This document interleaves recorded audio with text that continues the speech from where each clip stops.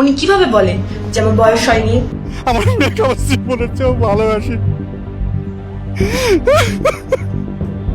নিজের মেয়েকে ফিরে পাওয়ার আকুতিতে গত এক সপ্তাহ ধরে ঢাকার পথে পথে ঘুরছেন পুলিশ সদস্য রানা মাসুদ। জাতীয় প্রেস ক্লাবের সামনে সন্তানের খোঁজে অসহায় এক বাবার নিরন্তর ছুটে চলা। প্রিয় সন্তানকে ফিরে পাওয়ার অপেক্ষায় প্রত্যেকটি মুহূর্ত তার কাছে যেন এক অসহনীয় যন্ত্রণা। কারণ যেখানে মামলা হয়েছে, যেখানে মেয়ে পালিয়ে গেছে, গোটা বাংলাদেশ যেন আমার মেয়ে অপহরণ হয়েছে, এই বিষয়ে আদালত থেকে করছে মেয়েকে দ্রুত উদ্ধার করার জন্য। পুলিশ সদস্য রানার দাবি, তার মেয়ে দুদফা অপহরণের শিকার হয়েছেন। প্রথমবার গত ২৬ ফেব্রুয়ারি নিজ গ্রাম থেকে অপহৃত হলে আদমদিঘি থানায় মামলা হয়। তবে তিনি অভিযোগ করেন, তদন্ত কর্মকর্তা বাবুল আক্তার অভিযুক্তদের কাছ থেকে অর্থ নিয়ে চার্জশিট থেকে কয়েকজনের নাম বাদ দেন। ফলে আসামিরা আরও বেপরোয়া হয়ে ওঠে। পহেলা মে তার মেয়ে আবারও অপহৃত হন।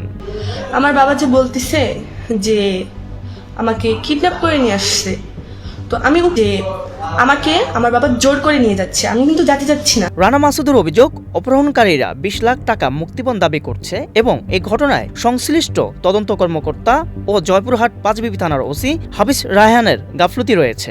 এছাড়া সদর ইউপি সদস্য নাজমুল ও তার সহযোগীদের যোগসাজশে পুলিশ সদস্য রানা মাসুদের মেয়ে তামান্না অপহরণের শিকার হন। মানে হন্য হন্য করে খুঁজতেছে আদালত এবং প্রশাসন, কিন্তু এখানে সাংবাদিক আজিজ আমার মেয়ের ভিডিও ধারণ করে সোশ্যাল মিডিয়ায় ছেড়ে দিয়ে বিভ্রান্তকর সৃষ্টি করতেছে।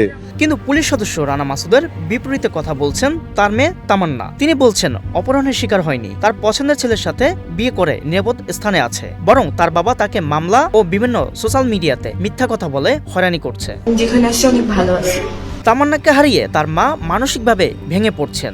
মেয়ের কথা উঠলেই কান্নায় ভেঙে পড়তেন তিনি। অন্যদিকে পরিবারের সদস্যরা তামান্নার খোঁজে বিভিন্ন স্থানে ঘুরছেন।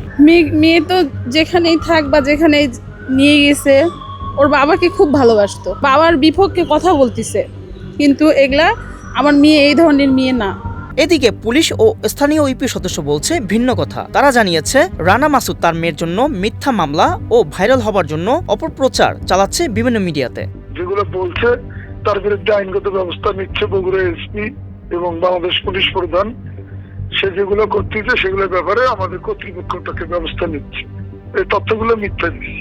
ছেলে কোনোদিনও এখানে আসলে মেয়ে ইচ্ছাকৃত যায় তার কাছে, এবং মেয়ের স্টেটমেন্ট আছে সেখানে যে আমি অপহরণ হয় না, এবং ম্যাজিস্ট্রেটের কাছে জবানবন্দি আছে। তাই প্রশ্ন উঠছে, মাসুদ ও তার মেয়ে তামান্নার মধ্যে এমন কি অজানার কারণ রয়েছে, যার ফলে সোশ্যাল মিডিয়াতে ভাইরাল বাবা ও মেয়ে দুজনের বাকযুদ্ধে নেটিজেনদের প্রশ্ন, মেয়ে তুমি কার?